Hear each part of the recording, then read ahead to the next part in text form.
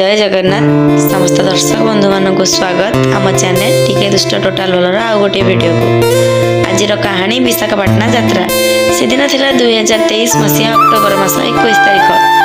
सकाल सकाल बाबा बालुकेश्वर देव मंदिर आम बाहर विशाखापाटना अभिमुखे राजसुनाखाल रणपुर हो टांगी चांदपुर दे NH 16 यात्रा आरंभ कर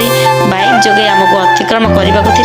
दीर्घ 500 किलोमीटर रास्ता रास्तार छत्रपुर चांपराहद और ब्रह्मपुर विश्वविद्यालय आड़े घेरे बुली दे आम पहुँचलु ओडिशा और आंध्र सीमा इच्छापुरम रे सेठारे पलासा दे श्रीकाकुलम पहुँचला बेलू दिन पाखापाखि 2टा सेठी मध्याह्न भोजन सारी बड़का 150 किलोमीटर रास्ता अभिमुखे बाहरी पड़लु चौड़ा राजपथटीर दुई पार्श्वर अपरूप सौंदर्य सते जमी मन भरी उठुला संध्या पाखापाखि 6टा आम पहुँचलु विशाखापाटना विशाल सहरटीर मझी मझी खंड खंड पूर्वघाट पर्वतमाला अंचलटीर शोभावर्धन करुला सहरटीर विभिन्न फलकरू जानिलु जे केउ जणे अनामधेय राजा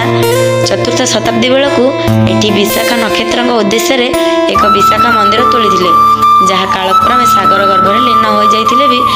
परे तारी नाम अनुसार सहर ना होइथिला विशाखापाटना कालक्रमे मुगल शासक माने यहाकू विशाखापाटनम बोली कहूतिले और इंग्रेज मानक पार्टी यह न पशिबारु से माने भाईजागपाटनम और भाईजाग बोली कहले कहीं कहीं यह वाल्टियर भी कहती एमिति आम पहुँची गलु विशाखापाटनार होटेल अनुपमा ग्रांड रे सेठी टिके फ्रेश होई बाहरी गलु टाउन और आरके बीच बुलिबाकू आज भाई एतिकी बाकी कहानी सुनिबा पार्ट 2 रे रहिली नमस्कार जय जगन्नाथ।